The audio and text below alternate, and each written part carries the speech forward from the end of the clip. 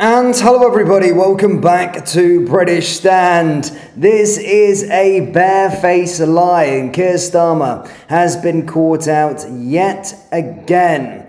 What is he talking about? Genuinely, what is this guy actually going on about? Now, in the liaison committee, the subject of housing was brought up, and Keir Starmer essentially said that there is plenty of homes for illegal migrants to come out of the hotels and then be housed in them and in your communities, despite people, Brits, waiting years for housing. By the way, just as a statistic, there are 1.3 million people on social housing waiting list in England alone. So that doesn't include Scotland and all the rest of it. But as stated, Starmer believes that there is lots of housing spare that should be given to illegal migrants.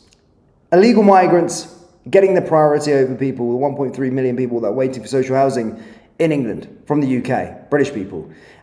This is madness, and what the heck is he going on about? Let's watch this footage, guys. You won't be able to believe it, but of course, you're going to watch him. You know, you can tell his body language when he's lying. You know, you're going to see the face he makes, the mouth movements he pulls. Watch him. He's left stuttering.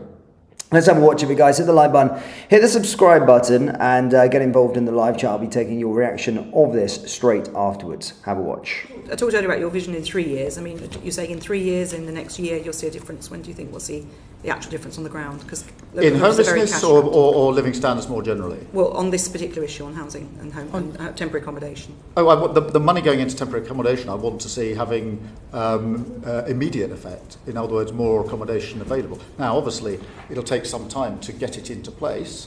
But where is this accommodation going to come from? This isn't a delayed project. Well, in terms of what can be built, what can be arranged, what can be taken by councils and repurposed is a central focus of what we're doing. But I'm impatient for this change to be driven through. There's no desire on government for this to take any longer than it needs to take to be done effectively and properly. It's just that we've got Home Office bidding for homes for asylum seekers. We've got councils bidding for the same properties. Everyone's driving up the price, driving up the cost. I know, from the government, which is why I'm so furious at the last government for leaving tens of thousands of asylum seekers unprocessed with nowhere to live other than accommodation paid for by the taxpayer. Are you planning to build homes or put people into... We have to do a number of things. We do have to build, of course. But that won't happen in the next year. We have to take over other accommodation. We have to drive down the asylum lists. There is just a pinpoint before. What other accommodation precisely are you planning to take over to provide temporary accommodation for families? Oh, there's lots of housing in many local authorities that can be used, and we're identifying where it can be used. But I mean, look. Can you give us? Have you got any examples you can give us? No, but I'll write in and give you details. Because I could say certainly in a number of our local authorities, already picking up from around the table, there isn't a lot of spare housing available. If there were, councils would be able to be dealing with it by now. Well, exactly, which is why leaving a huge tens of thousands of unprocessed asylum seekers that need to be housed is a huge problem for this government. You'll be putting homeless families into those hotels? No. We're looking at what accommodation is available, and I'll make sure that we send a detailed letter. Okay, well, we certainly look forward to receiving that detailed note. Councils will be breathless waiting for it. Helen. What is he going on about? So, I mean, look, you can tell that he's lying. He doesn't know what he's going on about. He completely stutters, and he's caught off guard. And he's like, no, I don't know. I'll get someone to write to you. They won't be getting a message back from him.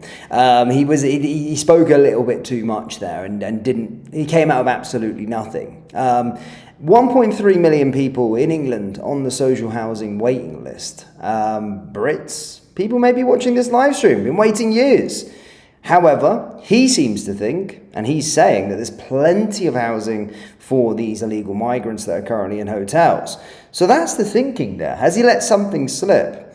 Has he said that he's prioritising? Well, we know that they're prioritising them, that's the thing. But is he publicly essentially just said that they're prioritising the illegal migrants? Because there's plenty of housing where they can be squeezed into. And you guys, who may be waiting for a house, the homeless veterans that we spoke about intensively here, 7,000 within the UK, are sat around waiting for housing. So I think he's tripped up there big time, Big Keir. He doesn't know what he's going on about, but maybe he's just gave us a little insight into what they are thinking. They are prioritising the legal migrants over the British people for social housing and housing in general, which is absolutely shameful and absolutely disgusting. And of course, how long can he keep blaming the government? We're going to get to 2028 and he's going to be blaming the last government. I mean, he's been in power for 1 year, processing the asylum claims and talking about it. They've done nothing, absolutely nothing with regard to stopping it, first and foremost, but secondly, trying to get these individuals out of the hotels and deported. They're not trying to get them back to their former countries, they're just allowing them to stay, and we're seeing that in the crime statistics in the court hearings over the last couple of days, which is shameful. They're here long enough to commit crimes, which is equally disgusting. But let's get into the live chat, troops. Let's see what people are saying with regard to that. I mean, it's recess currently now. I think, it's probably back today with the liaison. But yeah, it was interesting to see him there. Robert Lockwood says, have you voted Labour? Shame on you. I don't think many people voted Labour in this live chat, bud.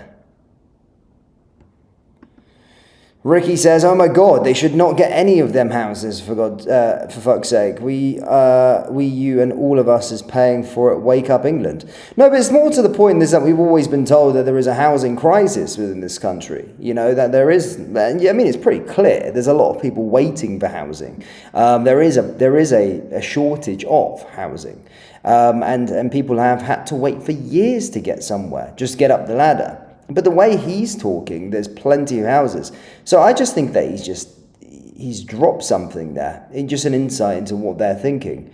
Oh, there's plenty of houses for the illegal migrants. Yeah, we can find space for them, but not for the British people that have been waiting for them. I mean, I'm done. I'm done for today. I am done with this crap. Honestly, done with it. Mental.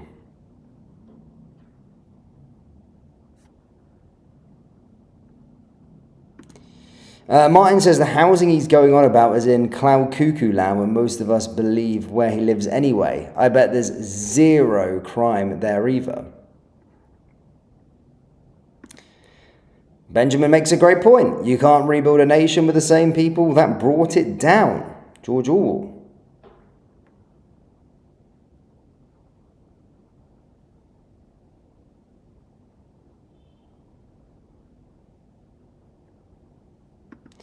Gary says, we all know that about Labour, but no way should the Tories be let off the hook either. No, they were just as bad. They were just as bad. But one thing I would say about the Tories is that we didn't actually get to see this Rwanda scheme actually happen. You know, that's something. It's different, right? It's a deterrent, firstly. And secondly, it would have been a way of... we probably, I mean, if it worked, then we wouldn't be having this problem right now, would we, with the hotels?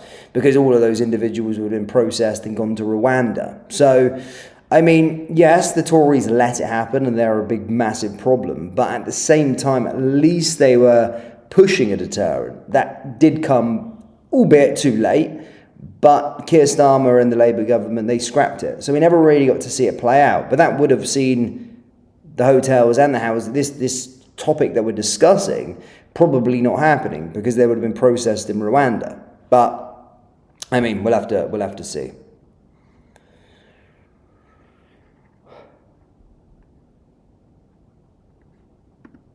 Brubaker Man says, do not believe a word he says, in one ear and out the other.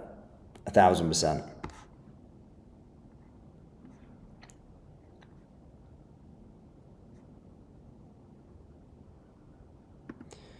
You're absolutely right, he did.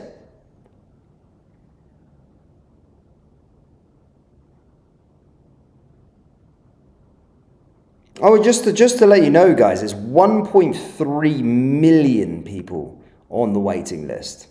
It's a lot of people. It really is.